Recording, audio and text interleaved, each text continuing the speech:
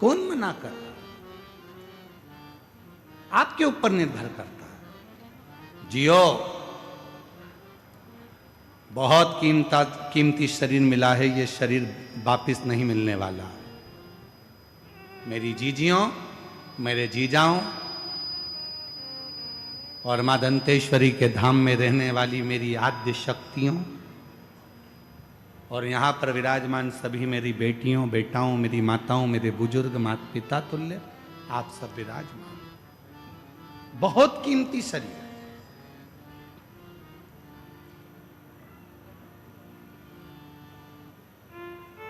अब इस मन को आप चाहे भजन में लगा दो, चाहे आप भोजन में लगा दो। कितनी संपत्ति आपके पास में है वो मायने नहीं रखती है, वो जरूरी नहीं है।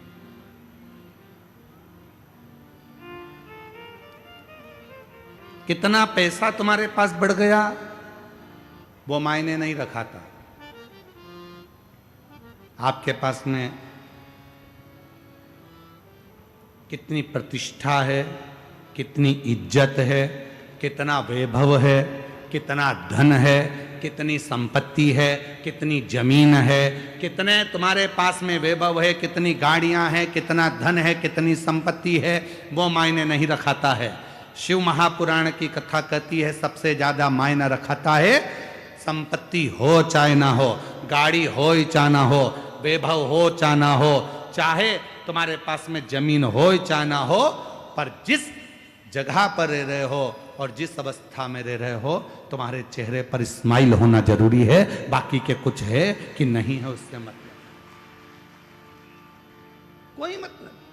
तुम कितने, हमने कई लोगों को देखा, अभी अभी एक हमने अखबार में पढ़ा था कुछ दिन पहले कि एक बड़े सारे संत ने खुद को मार लिया, सुसाइड कर लिया।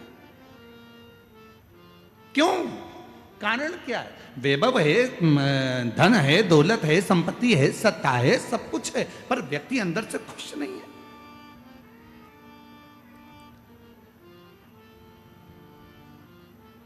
अभी शादियों का सीजन चल रहा है, पूरे देश में शादियां हो रही हैं। हमें उम्मीद है कि तुम्हारे छत्तीसगढ़ में भी खूब शादियां हो रही होंगी, शादी के गार्डन फुल चल रहे होंगे। बोलो तो सही है कि गलत है?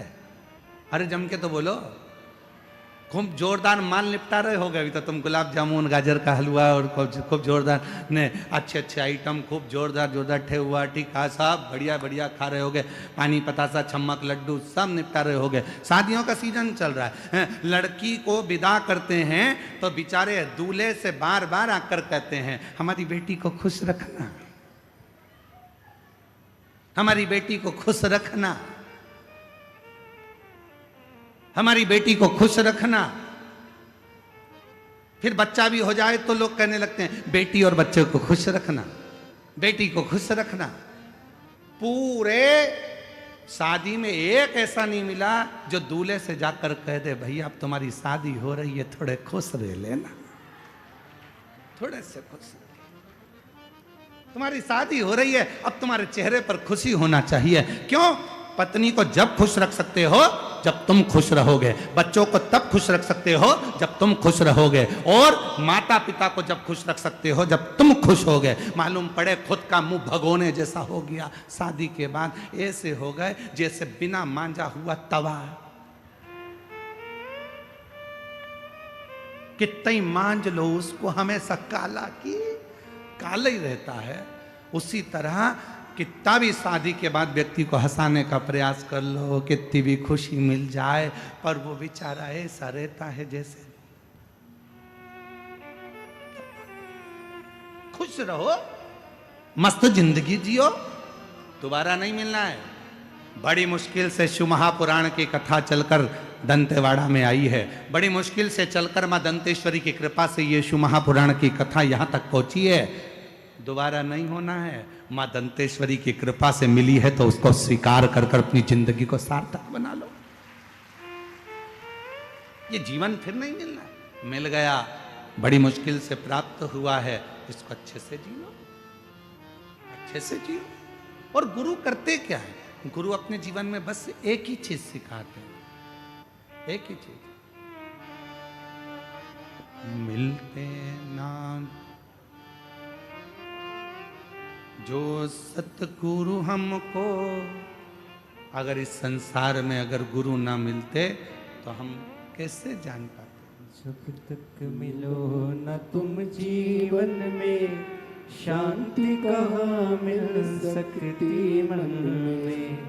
जब तक मिलो न तुम जीवन में, शांति कहाँ मिल सकती मन में। और खोज लिया संसार सदगुरु, एक तुम्ही आधार।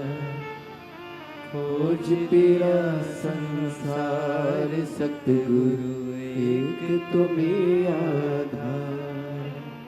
एक तुम्ही आधार सतगुरु, एक तुम्ही आधार। हमने पूरी दुनिया खोज ली पर भीतर की शांति को नहीं खोज पाए। मेरे देव अधिदेव महादेव ने दुनिया के लोगों को क्या दिया? मेरे शंकर भगवान ने एक लोटे जल से प्रसन्न होकर क्या दिया? मेरे देव अधिदेव महादेव ने दुनिया के लोगों को क्या दिया? तो कोई तुमसे पूछे तो कह देना, एक लोटा जल चढ़ाने वाले के हृदय में शंकर भगवान सबसे पहले शांति देते हैं, धीरज देते हैं, आनंद देते हैं कि तू अपनी जिंदगी को आनंद में जीना, खुशियों में जीना प्रारंभ कर दे। आनंद।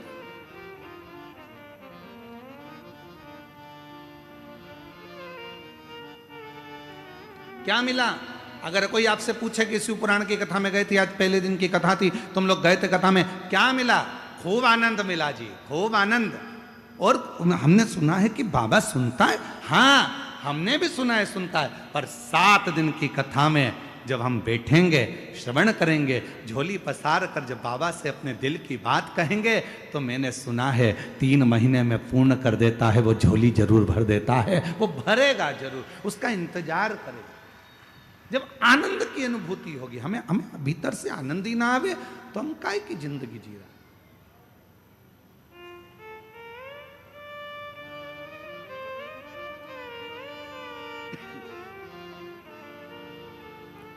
चेहरे की रौनक बता देती है कि आपके घर में आप खुश हैं कि नहीं।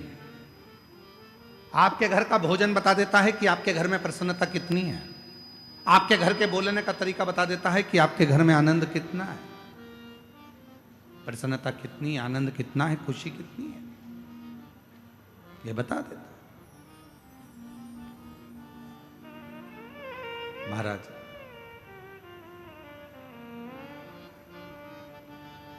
मेरा निवेदन है मेरी जीजियों से, जितने आस्था चैनल पर कथा श्रवण कर रहे हैं, जितने फेसबुक यूट्यूब पर कथा श्रवण कर रहे हैं, और जितने इस पवित्र शिव महापुराण की कथा में बैठकर कथा को श्रवण कर रहे हैं, गीतम दंतेवाड़ा की इस पवित्र धरा से, गीतम दंतेवाड़ा की पवित्र धरा से उन सभी से निवेदन करूं, अपने घर के लोगों को कहना चालू कर दो, अपने घर के रहने वालों से एक बात कहना चालू कर दो कि हमारे यहाँ धन आए ना आए, हमारे यहाँ वैभव आए ना आए, हमारे यहाँ सत्ता बढ़े ना बढ़े, हमारे यहाँ जमीन बढ़े ना बढ़े, पर हमारे घर में खुशियाँ बढ़ना चाहिए, प्रसन्नता बढ़ना चाहिए, और हमारे जीवन का आनंद बढ़ना चाहिए।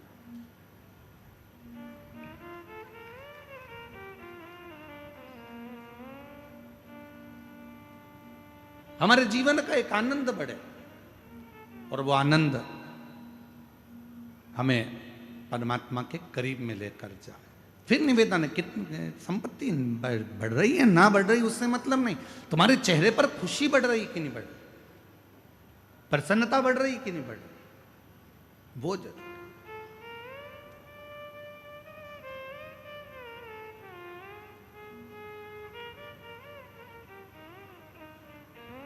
शिव कथा कह रही है, भगवान शंकर का पवित्र चरित्र कह रहा है, शिव महापुराण की कथा कह रही है, भगवान देवाधिदेव महादेव का पवित्र चरित्र कह रहा है कि एक देवराज नाम का ब्राह्मण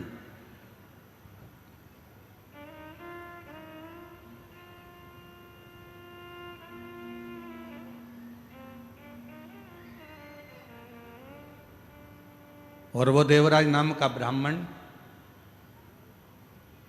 जो ना कभी मंदिर गया, ना कभी देवालय गया, ना कभी शिवालय गया, ना कभी कोई सत्संग में, कभी कोई भजन में, कहीं नहीं। केवल उसकी माता जो थी वो शिव भक्त थी। वो भगवान शंकर को एक लोटा जल रोज चढ़ाती थी। वो शिव की आराधना में डूबी रहती थी, भगवान शंकर की भक्ति करती रहती थी।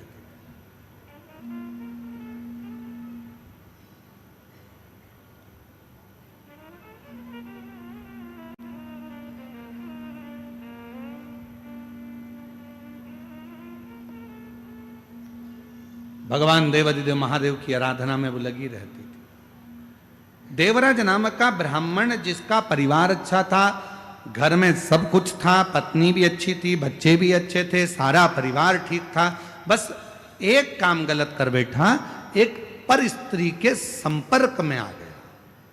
और हमने पहले भी कथा में काज फिर कहते हैं, पराई नारी और पराया धन जिंदगी को बर्बाद कर देता।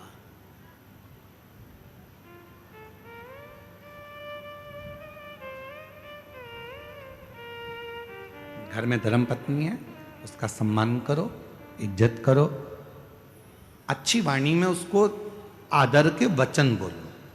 घर में बच्चे हैं, उनको संभालो, आदर के वचन बोलो, सम्मान करो, सत्कार करो उसका। दूसरी नारी को आप इतना आदर देते हो, इतना प्रेम से बोलते हो, इतना स्नेह से बोलते हो, उतना ही प्रेम और स्नेह से घर की नारी से बोल लो ना, तो तुम्हारे लिए घी की चुपड़ी हुई रोटी रोज लाके धर दे। इतने प्रेम से, ना जाने पर वो वाणी कहां चली जाती है, वो आदर के शब्द कहां चले जाते हैं, वो सम्मान के शब्द कहां चले जाते हैं, वो आदर के व्याख्यान कहां चले जाते हैं।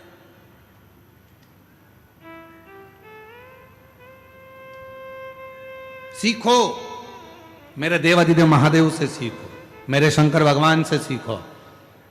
33 कोटि देवता में केवल एक देवादिदेव महादेव ऐसे हैं जो अपनी पत्नी को पूर्ण आदर देते हैं।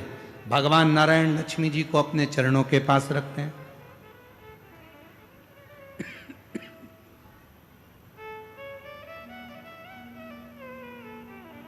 ब्रह्मदेव माता ब्रह्माणी को अपने करीब में रखते हैं।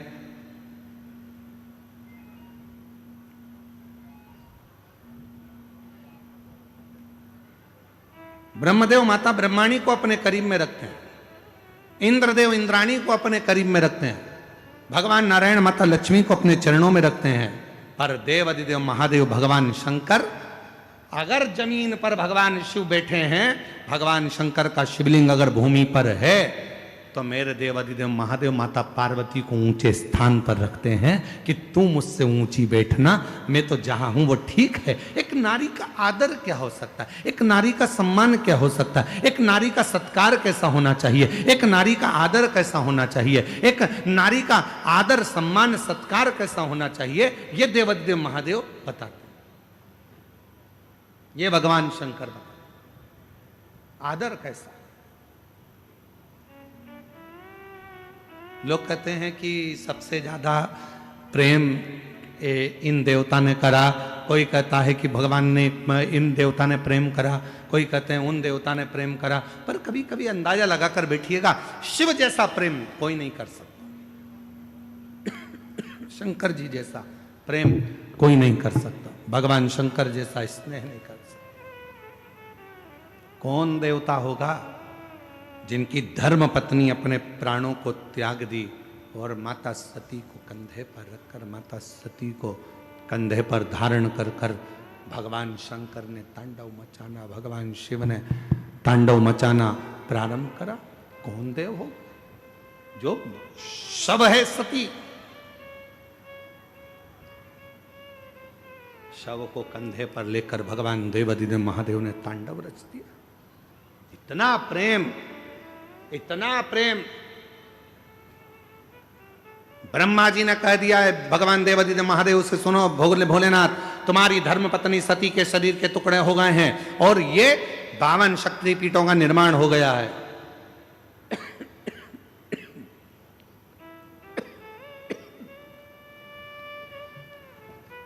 माता शक्ति के, सती के शरीर के टुकड़े हो गए। और ये शक्तिपीठों का निर्माण हो गया है। देवाधिदेव महादेव, अब तुम्हारी धर्म पत्नी सती जा चुकी है।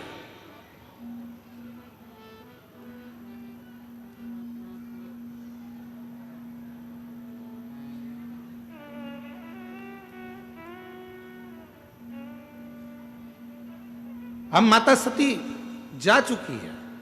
सुनो देवाधिदेव महादेव, अब आप सती को भूल जाओ।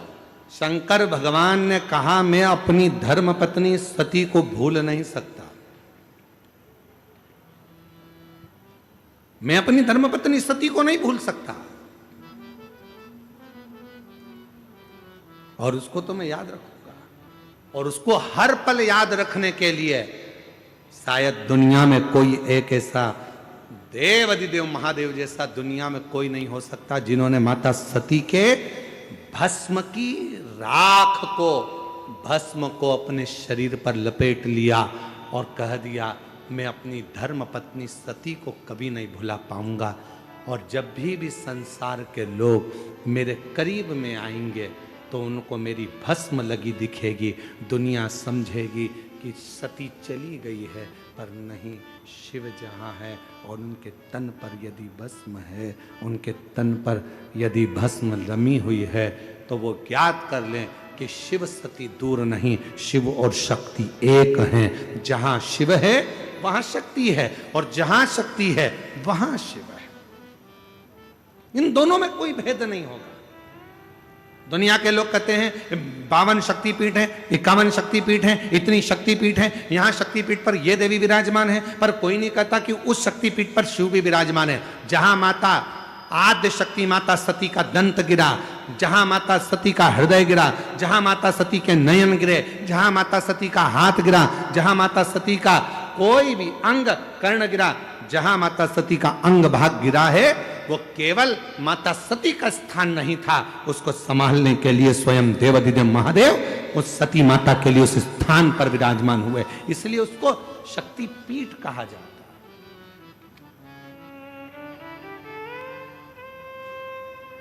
शक्ति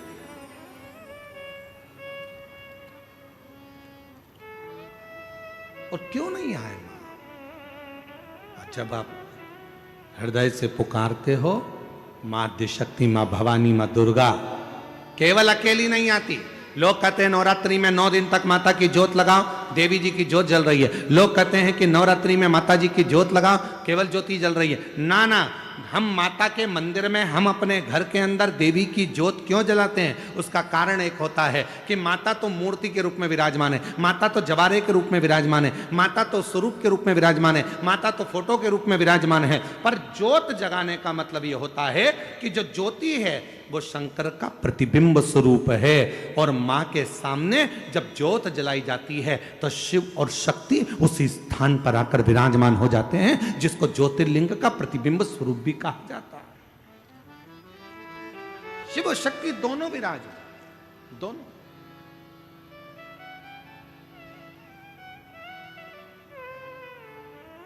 इसलिए शायद दुष्टों का संहार करने के लिए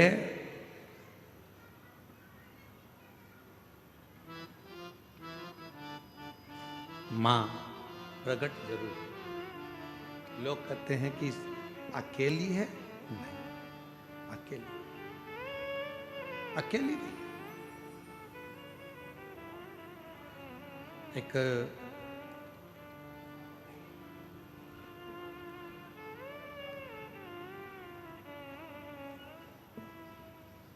आप लोगों के स्मरण में है कि नहीं हमको नहीं मालूम, पर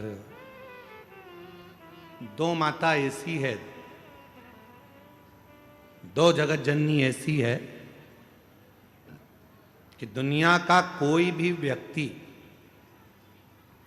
कितना भी टोना कर दे, चाहे दुनिया का कोई भी व्यक्ति कितनी भी विद्या कर दे, चाहे दुनिया का कोई भी तांत्रिक, कोई विद्या करने वाला तुम्हारे ऊपर कितनी भी विद्या कर दे, 2 देवी ऐसी है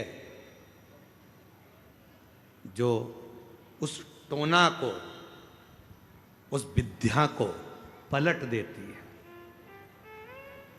और यह हम नहीं कह रहे हैं, देवी भागवत कह रही है।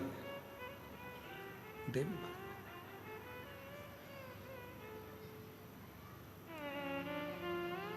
काली पुराण में भी इसका वर्णन आता है, देवी भागवत में भी इसका वर्णन आता है। दो देवी ऐसी हैं जो कोई अपने ऊपर अगर विद्या कर रहा है और वो दो देवी का स्मरण कर लिया जाए, उन दो देवी का नाम लेकर मात्र शंकर के शिवलिंग के सामने जो अशोक सुंदरी वाली जगह होती है, वहां पर अगर इन दो देवियों का नाम लेकर अगर जल चढ़ा दिया जाए तो किसी ने अगर विद्या करी भी होती है तो पलट जाती है। कोई कितना भी बड़ा तुम्हारे लिए तंत्र मंत्र कर रहा हो, वो तुरंत पलट जाता है, एक क्षण नहीं लगता और उनका नाम लेने से ही पलट जाता है। दो देवियां, एक प्रत्यगिरा माता, एक है प्रत्यगिरी माता और दूसरी है दंतेश्वरी माता, जिसका काली पुराण में विशेष वर्णन लिखा।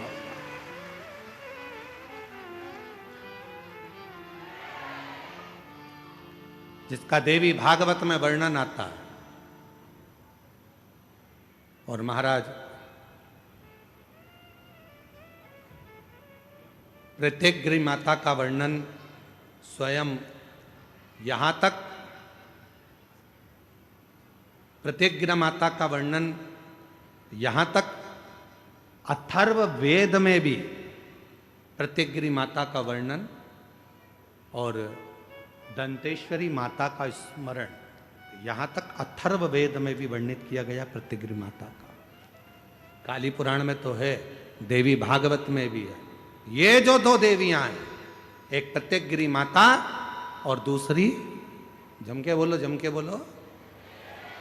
दंतेश्वरी माता। ये दो माता ऐसी हैं, अगर भगवान शंकर का ये शिवलिंग है, ये जलाधारी है, माता पार्वती जी का हस्तकमल, और यहां सामने एक मोटी सी लाइन होती है अशोक सुंदरी का स्थान, इधर गणेश जी, इधर कार्तिकेय जी।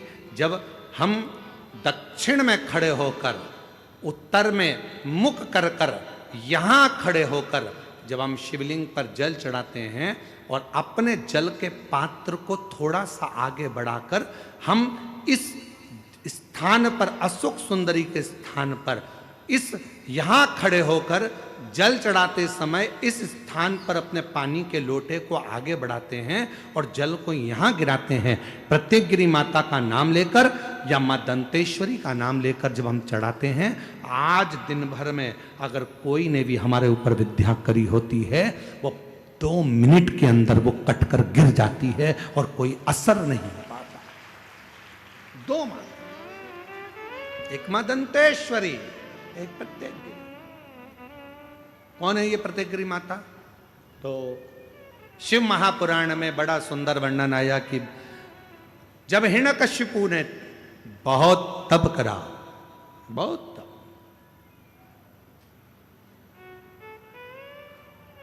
बहुत तप,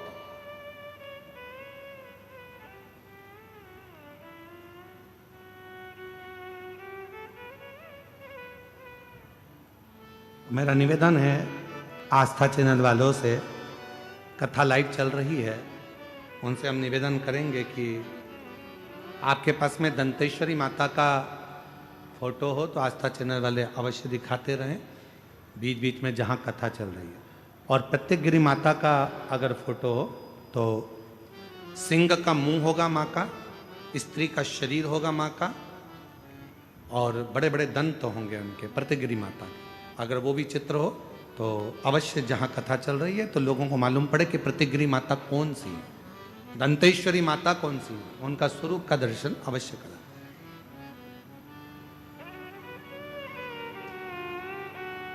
और प्रत्यगिरी माता का अगर फोटो का आप लोगों को समझ में ना आए तो एक बार हमको व्यासपीठ पर लाकर उस मोबाइल में दर्शन कराएं तो हम भी बता देंगे। प्रत्यगिरी माता, दो माता ऐसी है। काली पुराण के अंतर्गत, देवी भागवत के अंतर्गत, हमारे वेदों के अंतर्गत दो माताओं का क्रम बड़ा विचित्र। तो हम अभी जो कथा को प्रारंभ कर रहे हैं तो प्रत्यगिरी से प्रारंभ कर रहे हैं और इसको लेकर जाएंगे दंतेश्वरी माता तक। मां दंतेश्वरी महाराज,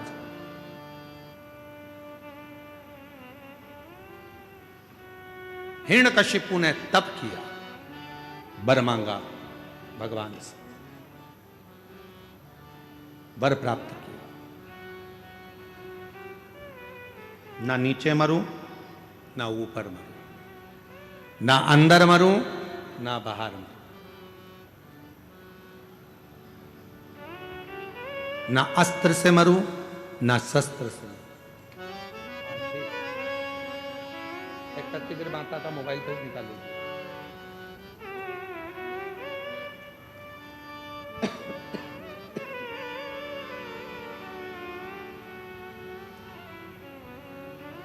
ना अस्त्र से मरूं, ना शस्त्र से मरूं, ना दिन में मरूं, ना रात में मरूं,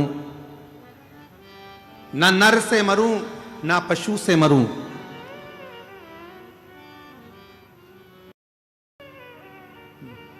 ना ही 12 महीने में मरूं।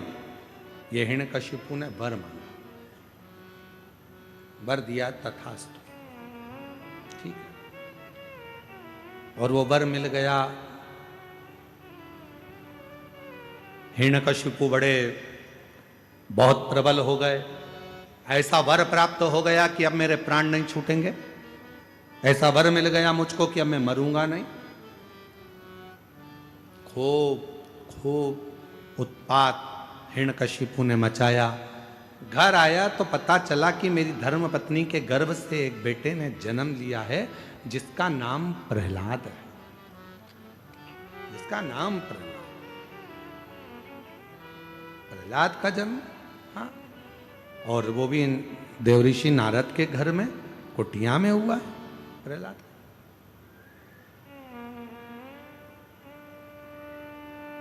हिरण्यकशिपु प्रहलाद की भक्ति को देखते रहे, क्योंकि प्रहलाद देवऋषि नारद के घर में रहे तो उन्होंने भगवान का भजन सुना, भगवान का स्मरण सुना। और हिरण्यकशिपु की धर्मपत्नी गर्भस्थ थी, जिसको मारने के लिए स्वयं इंद्र लेकर जा रहे थे कि गर्भ में जो बच्चा होगा वो मारना जरूरी है, नहीं तो हिरण्यकशिपु जैसा क्रोधी होगा, वह भी विवाद करने वाला होगा, असुर होगा। तो नारद जी ने उसको छुड़ा लिया था। और नारद जी ने उसको इतना ज्ञान दिया था, इतना ज्ञान दिया कि गर्भस्थ बालक भगवान की अविरल भक्ति में डूबने वाला उत्पन्न हुआ। इसलिए हमारे पुराने समय की माताएं कहती हैं कि गर्भ में जब बच्चा रहे उस समय पर रामायण गीता का स्मरण करना चाहिए, गर्भवती नारी को भगवान का भजन करना चाहिए, गर्भवती नारी को भगवत स्मरण करना चाहिए, गर्भवती नारी को भगवान को जल चढ़ाना चाहिए, गर्भवती नारी को अच्छे अच्छे पुराण वेद और शास्त्र श्रवण भी करे और पढ़े भी। पर आज के जमाने में जैसे गर्भ ठेरता है डॉक्टर कह देते हैं बेड रेस्ट, पलंग पर पड़ी रहो दिन भर।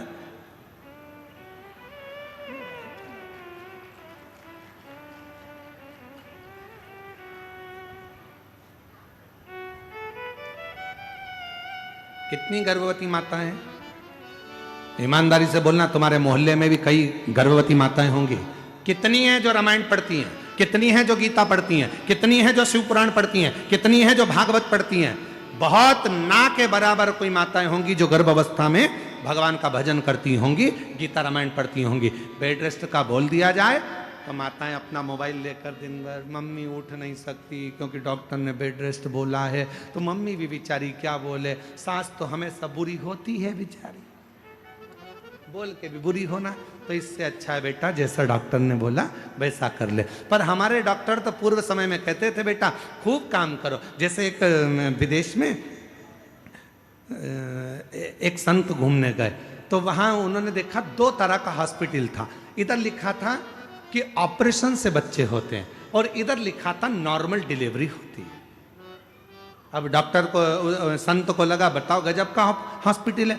एक ही हॉस्पिटल में 2 जगह लिखा है, इधर ऑपरेशन से होते हैं, इधर लिखा है कि नॉर्मल डिलीवरी होती है। तो संत ने पूछा क्यों भैया, ये ऑपरेशन से बच्चा होता है इसका कितना पैसा लगता है? तो उन्होंने कहा इसके लगभग 5 लाख रुपए लगते हैं। अच्छा, और जो ये नॉर्मल डिलीवरी होती है इसका? तो कहा इसके लगभग 20 लाख रुपए लगते हैं।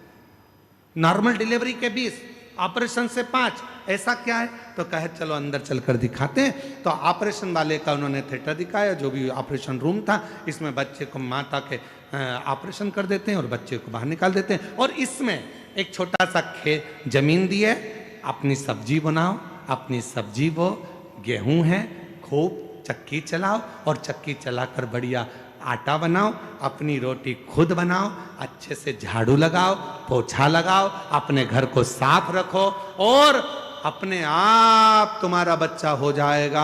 हमको 20 लाख रुपए दो और अपने घर जाओ। ये 20 लाख। और यही बात जो विदेश में हॉस्पिटल बना है जिसमें 20 लाख रुपए लग रहे हैं और नॉर्मल डिलीवरी हो रही है, तो वही बात हमारे घर की बुजुर्ग माताएं कहती हैं, बेटा थोड़ा काम कर ले, जाता हो जाएगा, अच्छे से बच्चा हो जाएगा, थोड़ी मेहनत कर, थोड़ा परिश्रम कर। अरे मम्मी बेड रेस्ट, काई बेड।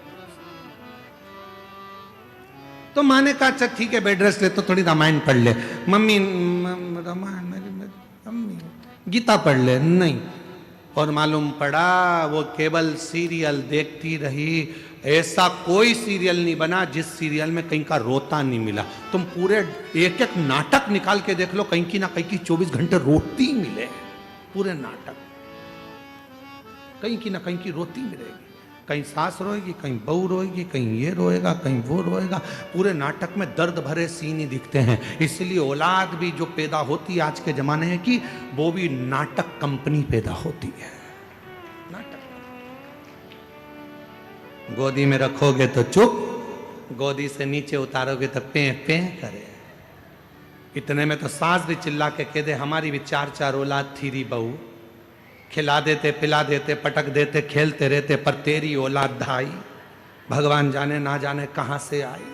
ऐसी औलाद संवर ही नहीं। लोग भी करते तो पहले नियम था।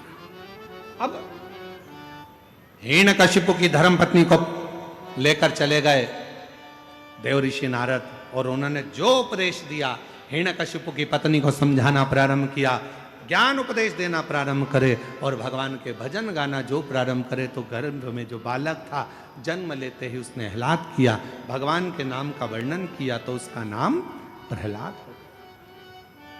प्रहलाद।